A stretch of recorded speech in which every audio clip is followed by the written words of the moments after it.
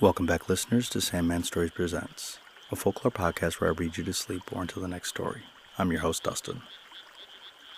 And if you want more Sandman that is too spicy for the main feed, come on over to the Patreon. It's Sandman Stories After Dark, and there's things that I can't read on the main pod in there. It's a bit spicy. Okay, and today we are starting a new book to replace the ones that I've finished.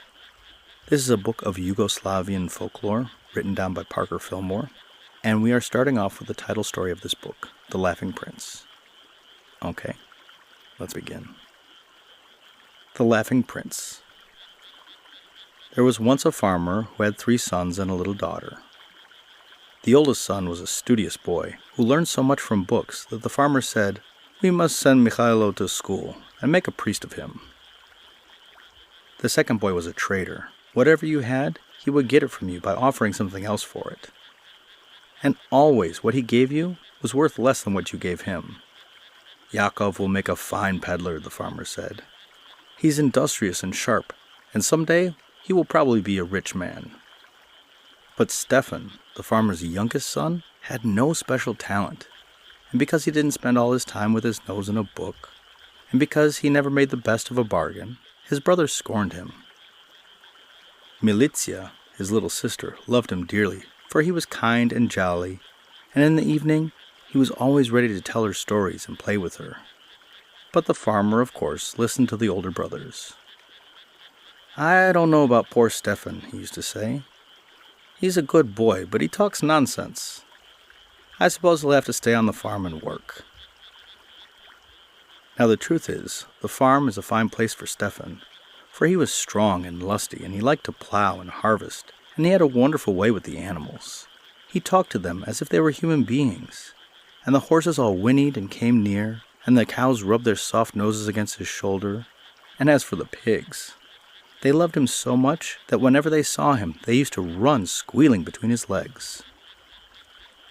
"Stefan is nothing but a farmer," Mikhailo used to say, as though being a farmer was something to be ashamed of. And Yakov said, if the village people could see the pigs following him about, how they'd laugh at him. "I hope when I go to the village to live, he won't be visiting me all the time." Another thing the older brothers couldn't understand about Stefan was why he was always laughing and joking. He did the work of 2 men, but whether he was working or resting, you could always hear him cracking his merry jokes and laughing his own jolly laugh. "I think he's foolish," Mikhailo said. Yakov hoped that the village people wouldn't hear about his carryings on. "They'd laugh at him," he said, "and they'd laugh at us too, because we're his brothers." But Stefan didn't care. The more they frowned at him, the louder he laughed. And in spite of their dark looks, he kept on cracking his merry jokes and talking nonsense. And every evening after supper, his little sister, Militia, clapped her hands and cried, "Now, Stefan, tell me a story, tell me a story."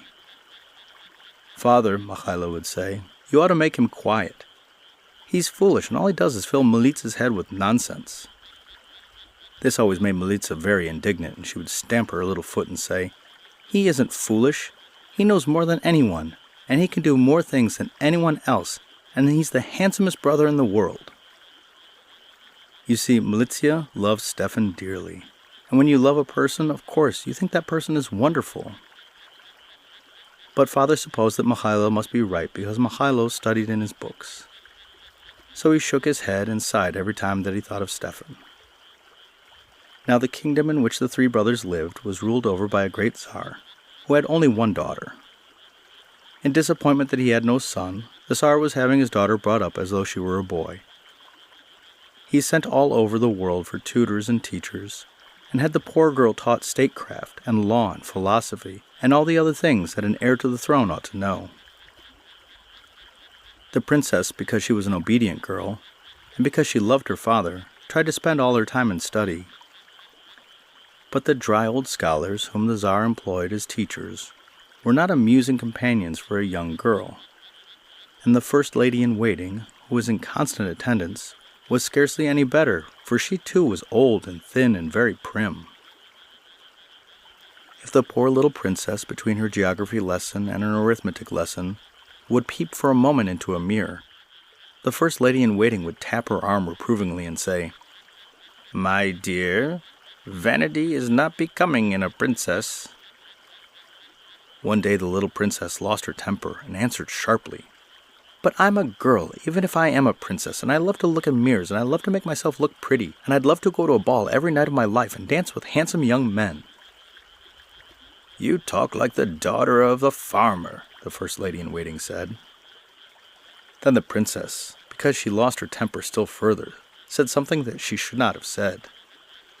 I wish I were the daughter of a farmer, she declared. Then I could wear pretty ribbons and go dancing as the boys all came courting me. As it is, I have to spend all my time with funny old men and silly old women. Now, even if her tutors and teachers were funny-looking old men, even if the first lady-in-waiting was a silly old woman, the princess should not have said so. It hurt the feelings of the first lady-in-waiting and made her angry, and she ran off to the Tsar at once to complain most bitterly. Is this my reward for all my years of loving service to your daughter? She asked. It is true that I've grown old and thin looking after her manners, and now she calls me a silly old woman. And all the learned wise men and scholars that you have gathered from the far corners of the earth? She points her finger at them and calls them funny old men. The fact is that they were funny-looking, most of them. But yet the first lady-in-waiting was right. The princess should not have said so. And think of her ingratitude to yourself, O Tsar, the first lady-in-waiting continued. You planned to make her heir to your throne, and yet she says she wishes that she was a farmer's daughter, so that she could deck herself out in ribbons and have the boys come courting her. A nice thing for a princess to say. The Tsar, when he heard this, fell into an awful rage. The truth is, whatever temper the princess had, she had inherited directly from her father. Wow, wow, he roared. Just that way. Send me the princess at once. I'll soon have her singing another tune. So the first lady-in-waiting sent the princess to her father, and as soon as she saw her, he began roaring again and saying, Wow, wow. What do you mean, funny old men and silly old women? Now, whenever the Tsar began roaring and saying, wow, wow, the princess always stiffened, and instead of being a sweet, obedient little daughter that she usually was, she became obstinate. Her pretty eyes would flash, and her soft, pretty face would harden, and people would whisper, Mercy on us, how much she looks like her father. That's just what I mean, the princess said. There are a lot of funny old men and silly old women, and I'm tired of them. I want to be amused. I want to laugh. Wow, wow, wow, roared the Tsar. What a fine princess you are. Go straight back to the schoolroom and behave yourself. So the little princess marched out of the throne room, holding her head very high, and looking so much like the Tsar that the first lady-in-waiting was positively frightened. The princess went back to the schoolroom, but she did not behave herself. She was really very naughty. When the poor man, who knew more than anybody in the world about the influence of the stars upon the destinies of nations, came to give her a lesson, she threw his book out the window. When the super-old general, who was teaching her military maneuvers, offered her a diagram on which was the enemy and our soldiers, she took the paper and tore it in two. And worst of all, when the old scholar was teaching her Turkish, for a princess must be able to speak all languages, dropped his horn spectacles on the floor, she deliberately stepped on them and broke them. When the Tsar heard all these things, he just wow-wowed something terrible. Lock that young woman in a chamber, he ordered. Feed her bread and water until she's ready to apologize. But the princess, far from being frightened by this treatment, calmly announced, I won't eat your old bread and water until you send me someone who will make me laugh. Now this frightened the Tsar, because he knew how obstinate the princess could be on occasions. He ought to know too, for the princess had that streak of obstinacy directly from himself. This will never do, he said. He hurried to the princess's chamber. He found her in bed with her pretty hair spread out on the pillow like a golden fan. My dear, the Tsar said, I was only joking. You don't have to eat only bread and water. You may have anything that you want. Thank you, the princess said, but I'll never eat another bite of anything until you send me someone who will make me laugh. I'm tired of living in this gloomy castle with a lot of old men and old women who do nothing but instruct me, and with a father who always loses his temper and says, wow, wow. But it's a beautiful castle, the poor Tsar said, and I'm sure we're all doing our very best to educate you. But I want to be amused as well as educated, the princess said. And then, because she felt like she was going to cry, she turned her face towards the wall and didn't say another word. What was the Tsar to do? He called together his counselors and asked them how to make a princess laugh. The counselors were wise about state matters, but not one of them could suggest a means to amuse the princess. The master of ceremonies did indeed begin to say something about a nice young man, but instantly the Tsar roared out such a wrathful wow, wow, that the master of ceremonies coughed and pretended that he hadn't spoken. Then the Tsar called together all the scholars and the teachers and the first lady in waiting.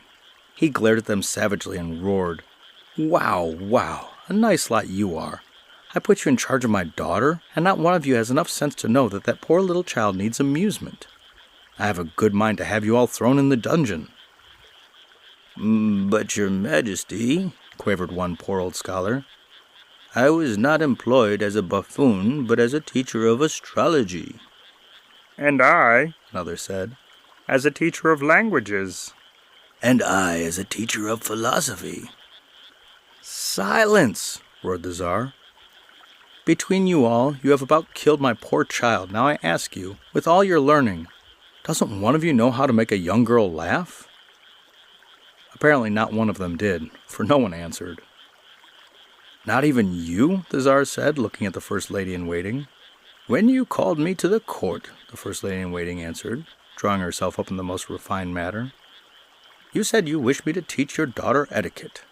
As you said nothing about amusement, quite naturally I confined myself to the subject of behavior. If I do say so myself, no one has ever been more devoted to duty than I. I am constantly saying to her, that isn't a way the princess should act. In fact, for years, there has hardly been a moment in the day when I haven't corrected her for something." "Poor child," groaned the Tsar. "No wonder she wants a change. Oh, what fools you are in spite of all your learning. Don't you know that a young girl is a young girl even if she is a princess?" Well, the scholars weren't any more help to the Tsar than the counselors, and finally, in desperation, he sent heralds through the land to announce that he would give 3 bags of gold to anyone who could make the princess laugh. 3 bags of gold don't grow on the bushes every day, and instantly all the youth and men and old men who had stories that their sweethearts and wives and their daughters laughed at hurried to the castle. One by one they were admitted to the princess's chamber. They entered hopefully, but when they saw the Tsar sitting on one side of the door muttering "wow, wow" in his beard, and the old First Lady in Waiting on the other side of the door watching them scornfully, and the princess herself in bed with her lovely hair spread out like a golden fan on the pillow, they forgot their funny stories and hemmed and hawed and stammered and finally, one after the other, had to be turned out in disgrace. One day went by, and then 2, and then 3, and still the princess refused to eat. In despair, the Tsar sent out his heralds again. This time, he said that anyone that would make the princess laugh, he would give the princess's hand in marriage and make them joint heir to the kingdom. "I had expected to wed her to the son of some great Tsar," he sighed, "but I'd rather see her married to a farmer than to see her die of starvation." The heralds rode far and wide until everyone, even the people on the most distant farms, had heard the Tsar's offer. "I won't try it again," said Mikhailo, the oldest son of the farmer I've already told you about. "When I went there the day before yesterday, I began telling her a funny story out of my Latin book. But instead of laughing, she said, 'Oh, send him away.' So now she'll have to starve to death for all of me." "Me too," said Yakov, the second son. "When I tried to tell her a funny story of how I traded the moldy oats for the old widow's fat pig, instead of laughing, she looked at me straight in the face and said, 'Cheater.'" "Stefan ought to go," Mikhailo suggested. "Maybe she'd laugh at him. Everybody else does." He spoke sneeringly, but Stefan only smiled. "Who knows, perhaps I will go. If I do make her laugh then, my brothers, the joke will be on you, for I shall become Tsar, and you two will be known as my 2 poor brothers. Ha ha! Oh, what a joke that would be." Stefan laughed loud and heartily, and his little sister joined him, but his brothers looked at him sourly. He grows more foolish all the time, they told each other. When they had gone to bed, Milica slipped over to Stefan and whispered in his ear, "Brother, you must go to the princess. Tell her the story that begins, 'In my young days when I was an old, old man.' I think she'll just have to laugh.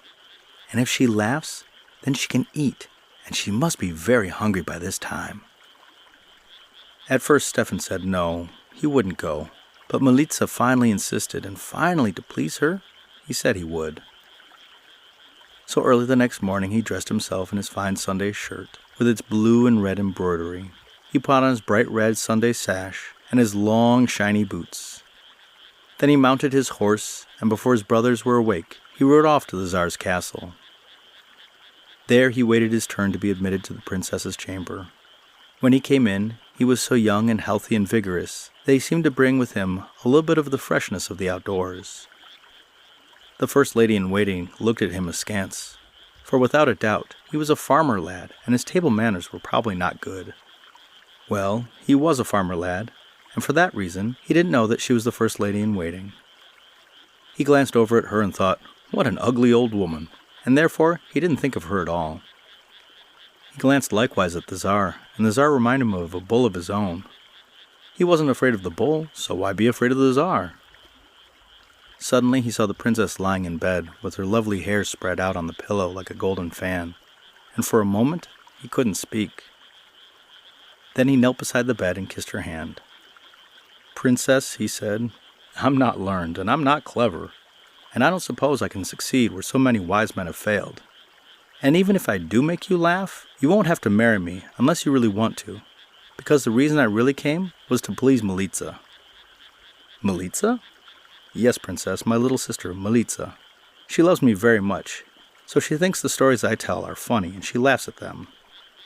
Last night, she said to me, 'Stefan, you must go to the princess and tell her your story that begins, "In my young days when I was an old, old man." I think she'll just have to laugh, and if she laughs, she can eat, and she must be very hungry by this time." I am," said the princess with a catch in her voice. Then she added, "I think I like that little sister of yours, and I think I like you too. I wish you would tell me the story that begins, 'In my young days when I was an old, old man.'" "But, princess, it's a very foolish story." "The foolisher, the better." Just here, the first lady-in-waiting tried to correct the princess, for of course she should have said, "The more foolish, the better." But the Tsar shut her down with a black frown and one fierce wow.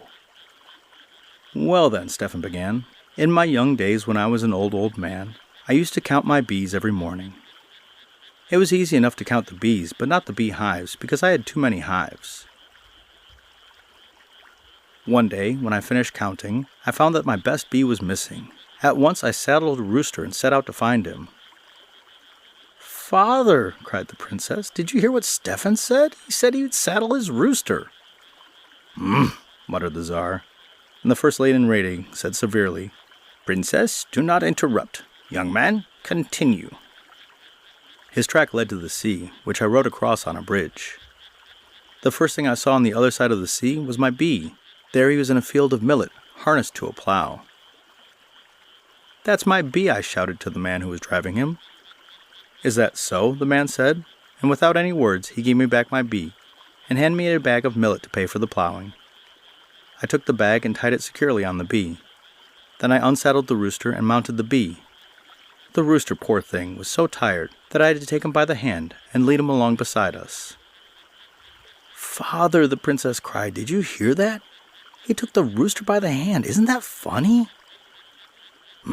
Grunted the Tsar, and the first lady-in-waiting whispered, "Hush, let the young man finish." While we were crossing the bridge, the string of the bag broke, and all my millet spilled out. When night came, I tied the rooster to the bee and lay down on the seashore to sleep. During the night, some wolves came and killed my bee, and when I woke up, I found that all the honey had run out of his body. There was so much honey that it rose up, up, up, until it reached the ankles of the valleys and the knees of the mountains. I took a hatchet and swam down to a forest, where I found 2 deer leaping about in one leg. I shot at the deer with my hatchet and killed them, and skinned them. With the skins I made 2 leather bottles.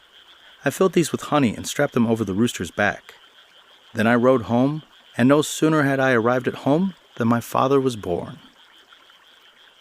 We must have holy water for the christening, I said. I suppose I must go to heaven to fetch some. But how was I to get there? I thought of the millet. Sure enough, the dampness had made it grow so well that its tops now reached the sky.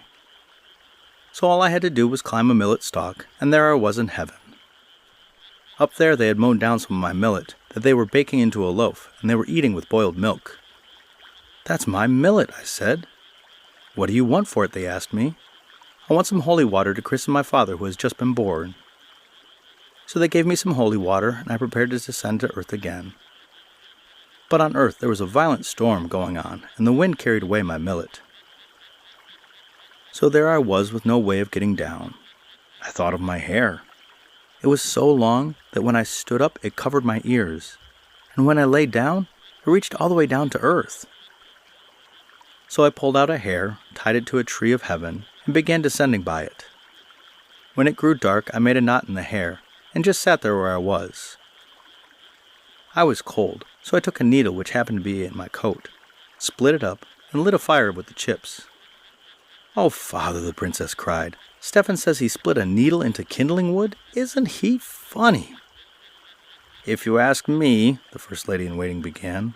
But before she could say more, the Tsar reached over and stepped on her toes so hard that she was forced to end her sentence with a little squealy, "Ouch!" The princess, you see, was smiling, and the Tsar was hoping that presently she would burst into a laugh. So he motioned Stefan to continue. Then I laid down beside the fire and fell asleep. While I slept, a spark from the fire fell through onto the hair and burned it through.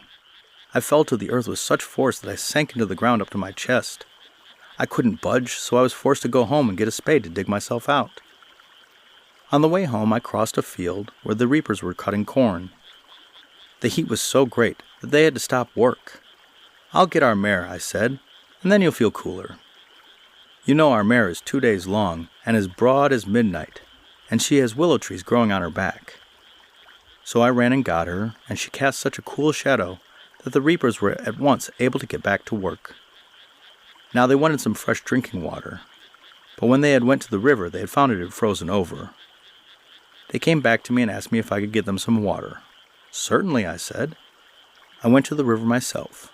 Then I took off my head, and with it I broke a hole in the ice. After that it was easy enough to fetch them some water.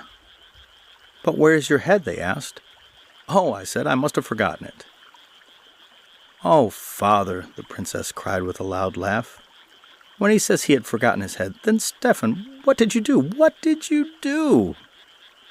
I ran back to the river and got there, just as a fox was sniffing at my skull. "Hi there," I said, pulling the fox's tail. The fox turned around and gave me a paper, on which was written these words: "Now the princess can eat, for she has laughed, and Stefan and his little sister are very happy." "What nonsense," the first lady in waiting murmured, with a toss of her head. "Yes, beautiful nonsense," the princess cried, clapping her hands, and going off into peal after peal of merry laughter. "Isn't it beautiful nonsense, Father? And isn't Stefan a dear lad? And Father, I'm awfully hungry. Please have some food sent at once, and Stefan must stay and eat with me." So the Tsar brought in great trays of food, roast birds and vegetables and wheat bread, and many kinds of little cakes and honey and milk and fruit. And Stefan and the princess ate and made merry, and the Tsar joined them, and even the first lady in waiting took one little cake, which she crumbled into her handkerchief in a most refined manner. Then Stefan rose to go, and the Tsar said to him, "Stefan, I will reward you richly. You have made the princess laugh, and besides, you have not insisted on her marrying you. You are a fine lad, and I shall never forget you." "But, Father," the princess said, "I don't want Stefan to go. He amuses me, and I like him.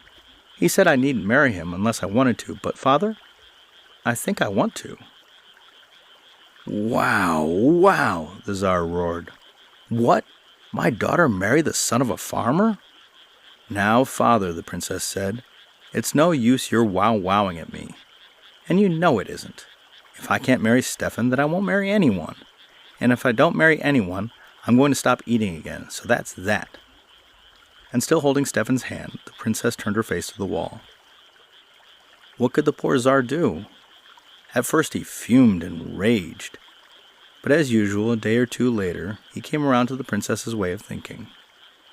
In fact, it soon seemed to him that Stefan had been his choice from the first, and one of his counselors remarked, "Then, your majesty, there is no use in sending word to the neighboring kings that the princess has reached a marriageable age and would like to look over their sons?" The Tsar flew into an awful temper and roared, Wow, you blockhead! Neighboring kings indeed, and they're good-for-nothing sons, no sirree! The husband I want for my daughter is an honest farmer lad who knows how to work and how to play. That's the kind of son-in-law we need in this kingdom. So Stefan and the princess were married, and from that day the castle was no longer gloomy, but rang with laughter and merriment. Presently the people of the kingdom, following the examples of their rulers, were laughing too, and cracking jokes, and strange to say, they soon found that they were working all the better for their jollity. Laughter grew so fashionable that even Mikhailo and Yakov were forced to take it up. They didn't do it very well, but they practiced at it conscientiously. Whenever people talked about Stefan, they always pushed forward importantly and said, Ho, ho, ho, you mean Stefan, the laughing prince? Ha, ha, ha. Why, do you know, he's our own brother. As for Militsa, the princess had her come to the castle and said to her, I owe all my happiness to you, my dear, for it was you who knew that, of course, I would laugh at Stefan's nonsense. What sensible girl wouldn't? The end.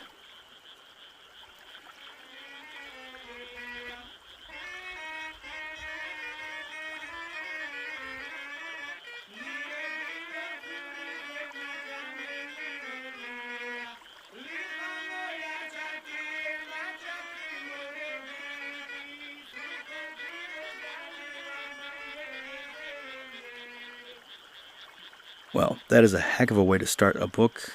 I love this story and this playfulness. I've seen a few stories like this in Korean folklore that I'm going to get started on. And I hope you're enjoying this new book. And there are only 13 stories in here, so I'll be doing some Russian stories after that. And the podcast shout-out is to Nuzzle House. Glenn and Gertie read funny or odd or just wild public domain stories. Go and give them a listen. They're great. And the listener shout-out is to the city of Limburg in Germany. I don't have firm plans to visit the old country, but if I do go there, I would love to see the Haus der Sieben Laster, also known as the House of the Seven Vices. It has 7 deadly sins carved into it. And so I say to my listener in Limburg, Dankeschön und guten Nacht. Thank you, and good night.